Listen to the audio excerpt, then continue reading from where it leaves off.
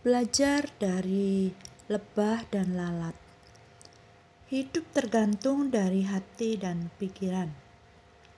Mengapa lebah cepat menemukan bunga? Mengapa lalat cepat menemukan kotoran? Karena mata lebah didesain hanya untuk menemukan bunga, sedangkan mata lalat didesain khusus untuk menemukan kotoran. Mengapa? Di dalam pikiran lebah hanya madu dan madu saja, tak ada yang lain. Sebaliknya, di dalam pikiran lalat hanyalah kotoran dan kotoran saja, tidak ada yang lain. Alhasil, susah bagi lebah untuk menemukan kotoran, tetapi mudah dan cepat bagi lebah untuk menemukan bunga dimanapun dia berada. Sebaliknya, susah bagi lalat untuk menemukan bunga, tetapi mudah dan cepat bagi lalat untuk menemukan kotoran dimanapun. Lalu apa hasil akhirnya?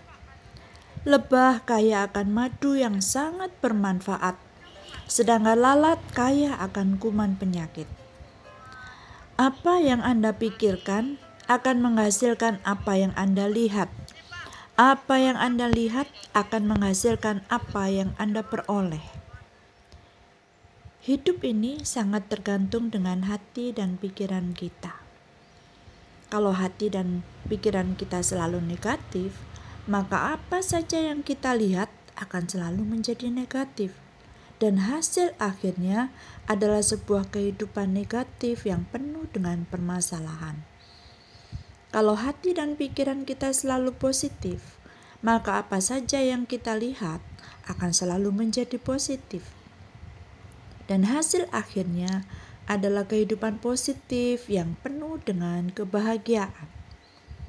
Jadi, pilihan ada di tangan kita sendiri.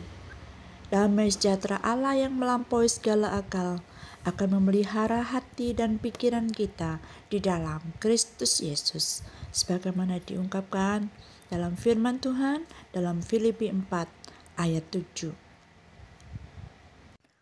Selanjutnya, mari kita bebaskan diri kita dari belenggu kehidupan. Seringkali kita hidup terpenjara meskipun bukan fisik kita yang terpenjara. Kita hidup terbelenggu oleh situasi dan kondisi, ketakutan, kekhawatiran, kegelisahan, trauma, sakit hati, dan perasaan tidak menyenangkan lainnya yang telah memenjarakan hidup kita. Bila kita ingin bebas dari segala belenggu, alangkah baiknya jika kita yang pertama, hati kita tidak terpenjara meskipun fisik kita terpenjara.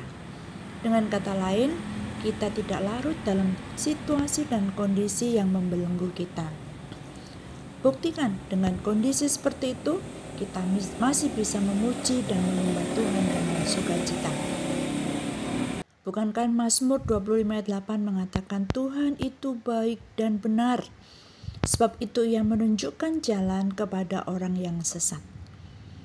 Yang kedua, kita berdoa sebagai tanda penyerahan diri yang mutlak kepada Tuhan. Bukankah prinsipnya Tuhan akan turut campur tangan untuk menyatakan pertolongannya kepada kita jika kita berserah kepada Tuhan. Jika kita angkat tangan, Tuhan akan turun tangan. Amsal 10 ayat 29 mengatakan, jalan Tuhan adalah perlindungan bagi orang yang tulus, tetapi kebinasaan bagi orang yang berbuat jahat.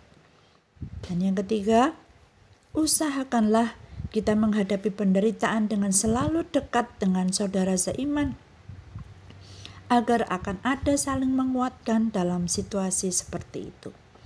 Ibrani 13 ayat 1, peliharalah kasih persaudaraan. Saudaraku, adakah hari-hari ini hidup kita terpenjara? Mari kita raih kebebasan. Situasi boleh memburuk, tetapi jangan sampai hati kita dipenjara oleh situasi tersebut. Kalau kita ingat, secara aerodinamis, lebah itu seharusnya tidak bisa terbang. Tetapi lebah tidak mengetahuinya sehingga ia tetap terbang. Lebah itu sibuk, tidak punya waktu untuk bersedih. Nah, apapun yang terjadi dalam kehidupan kita, mari kita kita harus berserah, menyerahkan diri kepada Tuhan secara total. Percayalah bahwa Dia tahu yang terbaik untuk kita. 1 Raja-Raja 11 ayat 38a. Dan jika engkau mendengarkan segala yang kuperintahkan kepadamu dan hidup menurut jalan yang kutunjukkan dan melakukan apa yang benar di mataku dengan tetap mengikuti segala ketetapan dan perintahku seperti yang telah dilakukan oleh hambaku Daud, maka aku akan menyertai engkau. Itulah janji Tuhan bagi kita semua. Apakah kita tidak mau menyerahkan diri kita kepada Tuhan?